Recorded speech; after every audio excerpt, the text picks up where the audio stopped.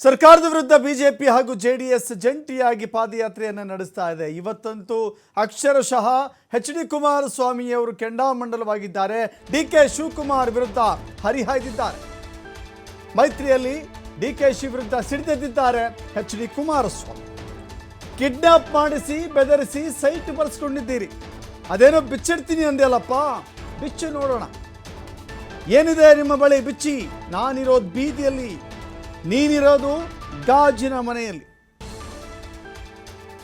ಡಿ.ಕೆ. ವಿರುದ್ಧ ಎಚ್.ಡಿ. ಕುಮಾರಸ್ವಾಮಿ ಕಿಡಿಕಾರಿದ್ದಾರೆ. ದಲಿತರಿಗೆ ಸೇರಬೇಕಾದ 68 ಎಕರೆ ಜಮೀನು ಡಿ.ಕೆ. ಶಿವಕುಮಾರ್ ಲಪಟಾಯಿಸಿದ್ದಾರೆ. ಇವರ ಬಳಿ ನಾನು ಹೇಳಿಸ್ಕೊಳ್ಳುವಂಥ ಅಗತ್ಯ ಇಲ್ಲ ಅಂತ ಹೇಳಿ ಡಿ.ಕೆ. ಶಿವಕುಮಾರ್ ವಿರುದ್ಧ ಹರಿಹಾಯ್ದಿದ್ದಾರೆ. ಮಾತ್ರವಲ್ಲ, ನಾನು ಫಿಲಂ ಪ್ರೊಡ್ಯೂಸರ್ ಆಗಿದ್ದೆ, ಡಿಸ್ಟ್ರಿಬ್ಯೂಟರ್ ಆಗಿದ್ದೆ, ಅಲ್ಲಿಂದ ಬಂದಿರುವ ದುಡ್ಡಿನಲ್ಲಿ ಸೈಟ್ ಖರೀದಿ ಮಾಡಿದ್ದೀನಿ, ಜಮೀನು ಖರೀದಿ ಮಾಡಿದ್ದೀನಿ. ಬಟ್ ನಿನ್ನ ಬಳಿ ಏನಿತ್ತು? ಒಂದು ಬ್ಲ್ಯಾಕ್ ಆ್ಯಂಡ್ ವೈಟ್ ಟಿವಿ ಮತ್ತು VCR ಇತ್ತು ಅಂತ ಹೇಳಿ ಕಿಡಿಕಾರಿದ್ದಾರೆ.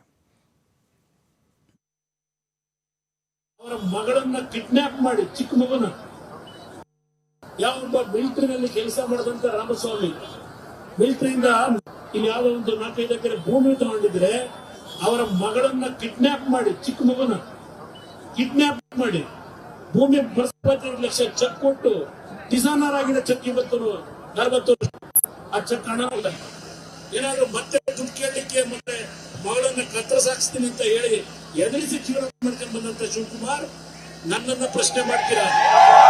ಅದೇ ಪ್ರಶ್ನೆ. ಈಗ ಮಂತ್ರಿಯಾಗಿ, ಈಗ ಉಪಮುಖ್ಯಮಂತ್ರಿಯಾಗಿ ಸದಾಶಿವನಗರದಲ್ಲಿ 3 ಜನ 70 ವರ್ಷದ ತಾಯಂದ್ರು, 3 ಜನ ತಾಯಂದ್ರು, ವಿಧವಾ ತಾಯಂದ್ರು, ಅವರ ಮೇಲೆ ಒತ್ತಡ ಹಾಕಿ ಇವತ್ತು ಉಪಮುಖ್ಯಮಂತ್ರಿಗಳಾದ ನಂತರ ಸದಾಶಿವನಗರದಲ್ಲಿ ಬೆದರಿಕೆ ಹಾಕಿ ನಿಮ್ಮ ಮಗಳ ಹೆಸರಿಗೆ ಸೈಟ್ ಬರ್ಸ್ಕೊಂಡಿದ್ದೀರಲ್ಲ ಸದಾಶಿವನಗರದಲ್ಲಿ, ಆ ಕೆಲಸ ಮಾಡಿದ್ದೇವೆ.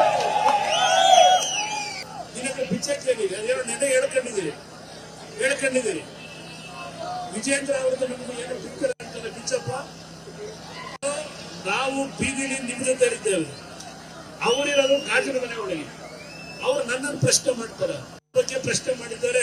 ಮಧ್ಯಾಹ್ನ ರಾಮನಗರದಲ್ಲಿ ಹೇಳ್ತೀನಿ, ಯಾವೊಬ್ಬ ಮಿಲಿಟರಿನಲ್ಲಿ ಕೆಲಸ ಮಾಡಿದಂತ ರಾಮಸ್ವಾಮಿ, ಮಿಲಿಟರಿಯಿಂದ ಇಲ್ಲಿ ಯಾವುದೋ ಒಂದು 4-5 ಎಕರೆ ಭೂಮಿ ತಗೊಂಡಿದ್ರೆ ಅವರ ಮಗಳನ್ನ ಕಿಡ್ನಾಪ್ ಮಾಡಿ, ಚಿಕ್ಕ ಮಗನ ಕಿಡ್ನಾಪ್ ಮಾಡಿ ಭೂಮಿ 25 ಲಕ್ಷ ಚೆಕ್ ಕೊಟ್ಟು ಡಿಸೈನರ್ ಆಗಿರೋ ಚೆಕ್ ಇವತ್ತು 40 ವರ್ಷ ಆ ಚೆಕ್ ಹಣ ಏನಾದ್ರು ಮತ್ತೆ ದುಡ್ಡು ಕೇಳಲಿಕ್ಕೆ ಮತ್ತೆ ಮಗಳನ್ನ ಕತ್ತರಿಸಾಕ್ಸ್ತೀನಿ ಅಂತ ಹೇಳಿ ಎದುರಿಸಿ ಜೀವನ ಮಾಡ್ಕೊಂಡು ಬಂದಂತ ಶಿವಕುಮಾರ್ ನನ್ನನ್ನ ಪ್ರಶ್ನೆ ಮಾಡ್ತೀರಾ? ಅದೇ ಪ್ರಶ್ನೆ. ಈಗ